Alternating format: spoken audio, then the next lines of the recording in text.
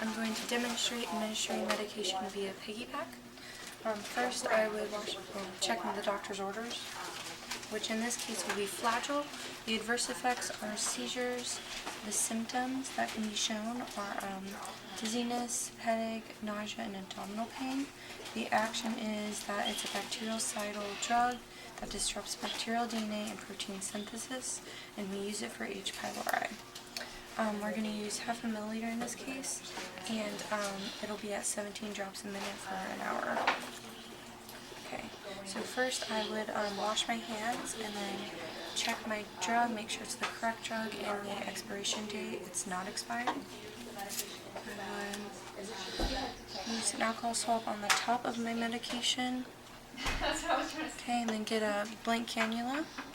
Draw up half a milliliter, so first half a milliliter of air. Okay, and then withdraw. Make sure you don't have any air in there. Okay. And then go ahead and discard of that. Put on.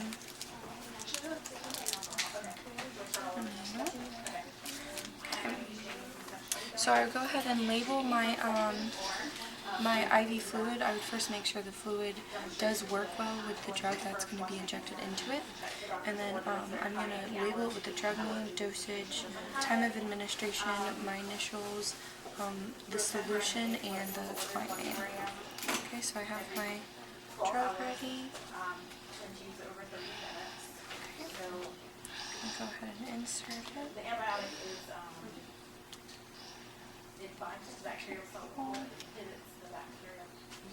Alright. And I would dispose of this in the sharps container and then mix it real well. Okay. And then I would go ahead and go into the patient's room. So walking into the patient's room, I would introduce myself, check the patient's name, if they have any allergies, and their date of birth, have them verify it, and then I would explain to them what I'll be doing, and check that their IV site is still good, no redness around it, pain, or inflammation. So I'll go ahead and get started. I'll wash my hands, put on some gloves.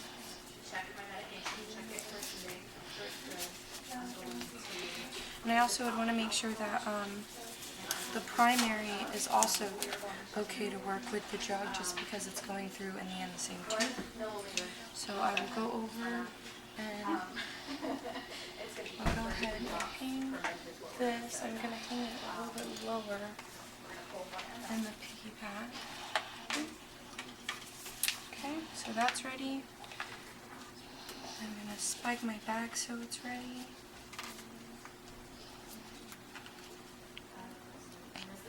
Make sure it's clamped, of course. Okay, when I first put it in. Okay. Hang it higher. Okay. And then I will, first I'm going to go ahead and prime this so that it's taken care of. I've already did the bag label. I would also label the tubing with the medication, the date, time, the dosage, and that would be it. Yeah. And the type of drug that's in it. I didn't already say that. So I'm going to go ahead and prime it. Okay, let's go. Okay. Fill that. Okay.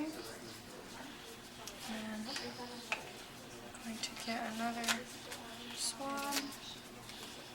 I'm going to clamp the primary. Okay. And then clean the ports of each one, make sure there's no infection to be spread.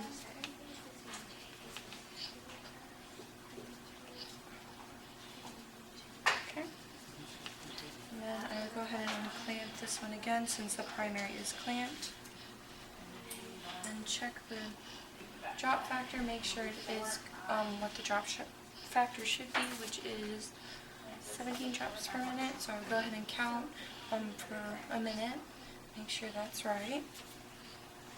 And that would be it as far as the medication goes. Of course, make sure the IV is unclamped as well before you leave. And that would be it. Now I would go ahead and come back in about 15 minutes. Make sure there is no adverse symptoms or effects. Make sure everything is going well. And then when the drug is finished, I would come back in. I would go ahead and clamp the piggyback. Okay, of course, still make sure the IV site's working okay. Take it down. You can save the tubing. Just make sure it's labeled so that they'll know for future reference. Here, just for purposes.